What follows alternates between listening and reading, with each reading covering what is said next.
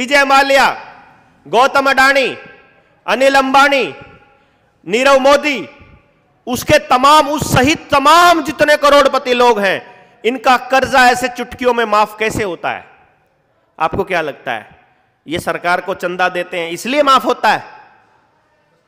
नहीं भैया, जितना वो 5 लोग या 500 लोग चंदा देते हैं ना, उससे 1000 गुना चंदा इस देश का नागरिक देता है टैक्स के रूप में। वो सारा चंदा हमारे टैक्स के रूप में, उसी में से तो देते हैं। उससे कई 1000 गुना हम आज भी दे सकते हैं चंदा पॉलिटिकल पार्टियों को। वो अगर 10,000 करोड़ रुपया चंदा दिया है, अगर आज बीजेपी के पास लगभग 7,000 करोड़ रुपया है, मैं आज डिक्लेयर करता हूं तुम्हारे पास आज 10 साल के राज के बाद तुम्हारे पास 7,000 करोड़ रुपया है, मैं 70,000 करोड़ रुपया इकट्ठा करके दूंगा, तुम हमारे देश के किसानों का कर्जा माफ कर दो, सारे किसानों का या सारे लोगों का कर्जा कर दो, हम देंगे 70,000 रुपया तुम्हारी पार्टी में।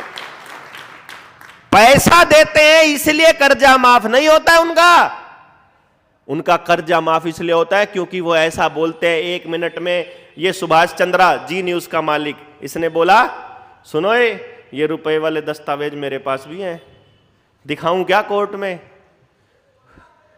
उसी टाइम क्या मोगली जी क्या बोलेंगे? ओ भाई तेरे 5,000 करोड़ माफ, तू छोड़, बोल मत, जनता को बता दिया तो पंगा हो जाएगा ना, क्रांति आ जाएगी भाई। 6900 7,000 करोड़ हो गया लगभग, समझ गए? 5500 करोड़ एक बारी में हुआ था, बाकी फिर हुआ होगा 6900 दूसरी बार में हुआ होगा फिर इकट्ठा।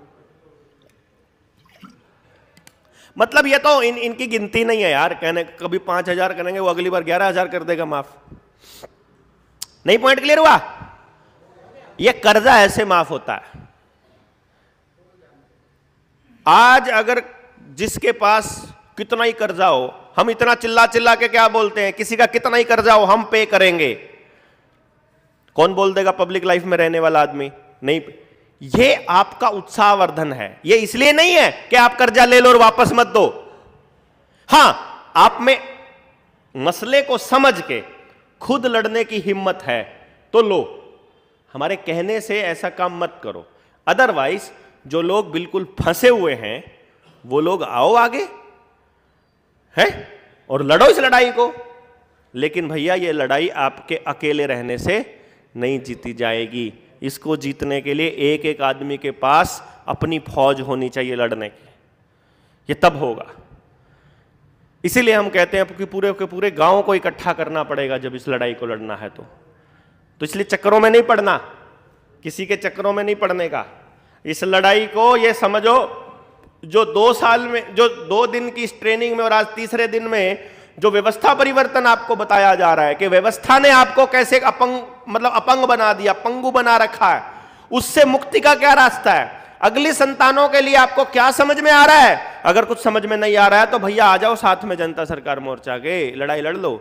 मोर्चे का नाम भी लेने की जरूरत नहीं, हम तो बोलते हैं आप अपने संगठन को बढ़ा लेना, पर एक शर्त होनी चाहिए, एक ही शर्त है बस हमारी, किसी को धोखा नहीं देना, झूठ बोलकर किसी को अपने साथ नहीं लगाना।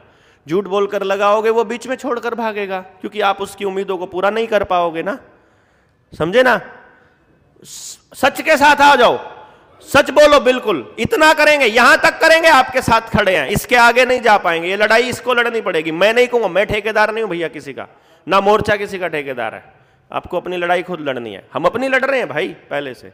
हमारे पास जो दस्तावेज है वो देंगे। और बोलते हैं, अभी एक क्वेश्चन था इसके अंदर कि कब लगाएंगे आप हाई कोर्ट में, कब लगाएंगे? क्या मैं तो अभी लगा दूंगा, मारेंगे फेंक करके 4 लोग अगर होंगे तो।